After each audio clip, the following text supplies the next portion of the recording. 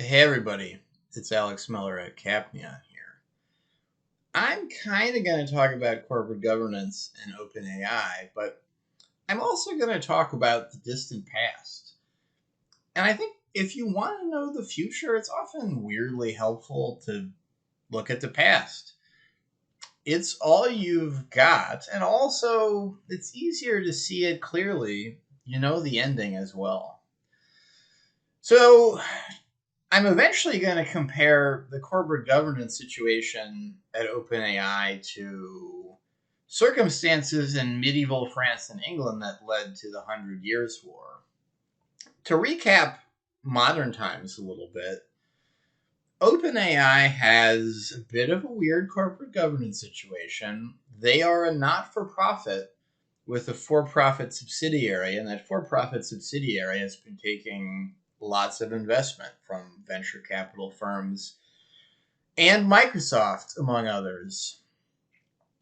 This is a rough situation because the people governing OpenAI now have two clashing imperatives, one coming from the not for profit side, and another coming from the for profit side that has these external stakeholders from taking investment. And I think it's interesting how much it's unclear exactly what the story of Sam Altman being fired from OpenAI was, but it seems like everybody agrees that it was at least a little bit about tensions between the AI safety wing and then the drive to commercialize the technology. And unfortunately, this is exactly the fault line produced by this governance situation.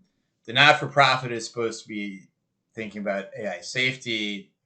The for profit has serious legal obligations to try to make money. How do you reconcile these? This is not an easy question, and they kind of failed for a while in a way. What does this have to do with the Middle Ages? In 1066, William is the Duke of Normandy in northwestern France. The King of France is his boss. William has an argument that by blood he should be the King of England. So he rounds some people up and goes over there, fights some battles. It goes well. He's King of England now, but he's also still the Duke of Normandy. So there's a lot about governance in the Middle Ages that was different from today. And this situation is a problem because now William is his own man as the King of England when he's governing England. But then when he's in France trying to govern Normandy, the King of France is his boss. And this is a weird situation. And it, in a sense, didn't go well. The King of France was always anxious that he was going to lose the Duchy of Normandy and just generally that the situation would erode his gravy train as the King of France. And I mean, really, you can't blame him. And this led to the 100 Years' War, which lasted a really long time and was a real drag. You should really almost talk about France and England prior to the 100 Years' War as almost proto-France and proto-England because they didn't really exist as we imagined them before. They were flirting with being the same country for a long time. And the modern world is sort of the fallout from this situation. So, how is this similar to OpenAI? OpenAI, the not for profit, when it's being a not for profit, is its own creature. And when it's doing stuff with its for profit subsidiary, is very much beholden to outside stakeholders like Microsoft. And like in medieval Europe, people don't have great ideas how to resolve this contradiction. You could say that OpenAI is kind of analogous to England in this story. The Duchy of Normandy is kind of like OpenAI's for profit subsidiary. And France, the King of France, is kind of like Microsoft.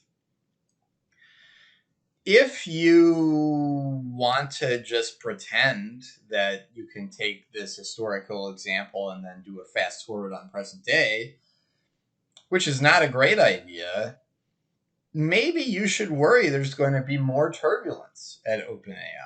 Because just fundamentally, there is a clash of interests here without a good institutional structure to contain it. I wouldn't go that far, but history, at the very least, is good for brainstorming. I've been beating my drum about this corporate governance situation for a long time.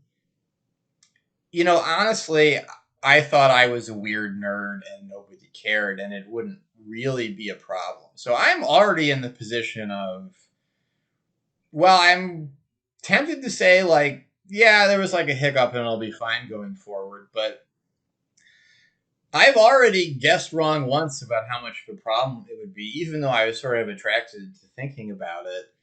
And I would say the corporate governance situation at OpenAI is a story to watch going forward. If you think AI is important, then OpenAI is important, and then OpenAI's corporate governance is important.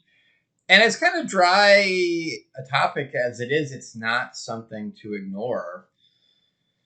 I'm a little quixotic this week, by the way. As usual, if you heard something you like, please smash some buttons. If you're kind of tired of storytelling history hour, we've got some pretty exciting stuff about blocking and tackling around retrieval augmented generation coming up. So keep an eye out for that.